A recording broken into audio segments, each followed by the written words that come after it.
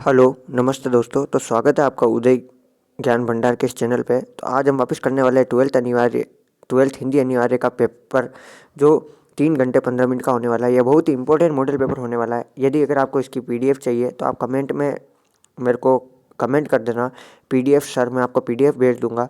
और मेरे पास अभी ओल्ड पेपर जितने भी है 21, 22, 23, 24 और 25, जितने भी आपके कोई भी सब्जेक्ट हो उसके ओल्ड पेपर आपको चाहिए, क्योंकि 70% क्वेश्चन ओल्ड पेपर से ही बनता है। अगर आपको चाहिए तो आप मेरे को कौन से ईयर का चाहिए, कौन सा चाहिए, वो लिख के कमेंट में दे दीजिए, मैं आपको दे दूंगा। परंतु दोस्तों, आप चैनल को सब्सक्राइब करना ना भूलें, क्योंकि कोई भी व्यक्ति चैनल को सब्सक्राइब नहीं कर रहा है, जो मेरे चैनल में एक बहुत बड़ी बाधा बन के सामने आ रही है। आप चैनल को सब्सक्राइब नहीं कर रहे हो, आप प्लीज़ चैनल को सब्सक्राइब करें, क्योंकि यह वीडियो बहुत ही इंपॉर्टेंट है।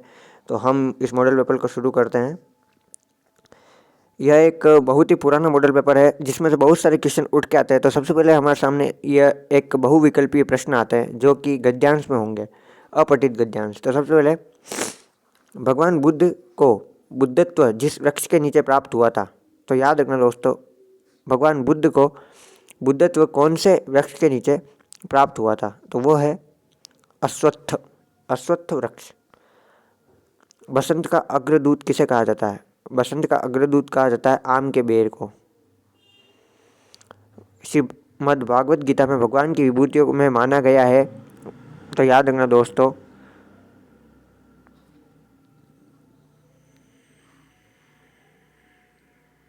सी, भारतीय संस्कृति को। निम्नलिखित में से नदी का पर्यायवाची कौन सा है? याद रखना दोस्तों, Sarita. B is the right answer. उपयुक्त गद्यांश का उपयुक्त शीर्षक है, तो इसका सही आंसर होगा सी। तो ऐसे ही बहुत सारे अपने पास आते रहेंगे नीचे। तो ये आपको पीडीएफ ले लेनी है और पीडीएफ से सोल्व करना है। अब मैं आपको सबसे पहले इंपॉर्टेंट प्रश्न की तरफ ले जा रहा हूँ। इंपॉर्टेंट प्रश्न है जैसे कि ये बहुत बार क्वेश्चन गलत करते हैं बच्चे, और इससे क्या होता है, बहुत सारे बच्चे इन क्वेश्चन को गलत करके आ जाते हैं और उनके नंबर कट जाते हैं। परंतु अपन ये वाले जो क्वेश्चन है, यह इंपॉर्टेंट लेके आए हैं। आप इनको देख लोगे तो दो तो क्वेश्चन आपको वहाँ पे मिल ही जाएंगे। हिंदी व्याकरण को मोटे तौर पर कितने भागों में बांटा गया है? याद रखना दोस्तों, 5 भागों में बांटा गया है। भाषा को शुद्ध लिखने व बोलने संबंधी जानकारी देने वाला शास्त्र कहलाता है। याद रखना दोस्तों, व्याकरण।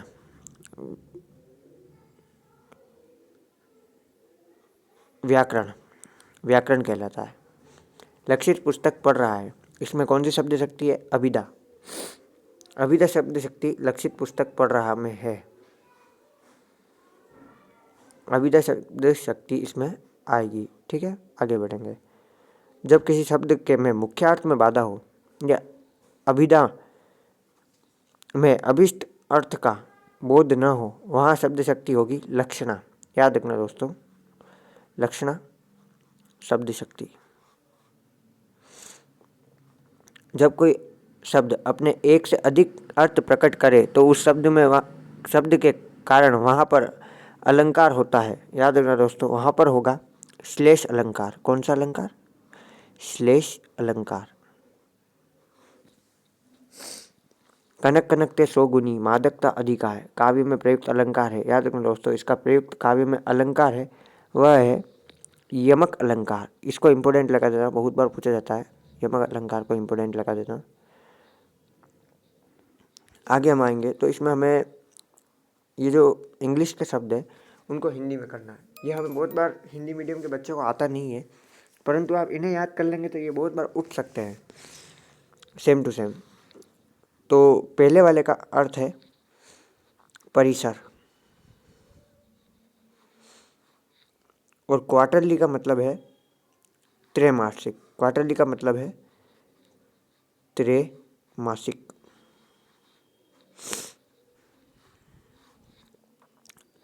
अनुभाग शब्द को पारिभाषिक शब्द में लिखिए। तो अनुभाग शब्द का पारिभाषिक शब्द होगा सेक्शन। सेक्शन। अरे वेडिंग एनिवर्सरी वगैरह सब गोरे साहबों के चोटले हैं, यह किसने बोला? यह किसने बोला था? यशोधर बाबू ने यह बात बोली थी। प्रमुख जनसंचार माध्यमों के नाम लिखिए। प्रमुख जनसंचार माध्यम कौन कौन से हैं? समाचार पत्र, रेडियो, टेलीविज़न। तो ऐसे हमारे सामने बहुत सारे क्वेश्चन आंसर आपको दिखेंगे। इन क्वेश्चन आंसर को आपको चाहिए है तो आप कमेंट कर दीजिए, मैं आपको पूरे के पूरे दे दूंगा। आप इन्हें ज़रूर एक बार ट्राई कर लें, इनको लगा लें। आप इनकी PDF ज़रूर मेरे से लें और इसकी PDF लेना ना भूलें। आप इसकी PDF ज़रूर मेरे से ले लें। आप एक छोटा सा कमेंट करेंगे, आप सीधा PDF के एक कदम आगे होंगे। सबसे इम्पोर्टेंट क्वेश्चन हमारे सामने ये आता है, हरिवंश राय बच्चन और जैनेंद्र कुमार का लेखक परिचय, जो कि बहुत ही इम्पोर्टेंट माना गया है। आप इन्हें देख लीजिएगा, इन दोनों को आप देख लीजिएगा।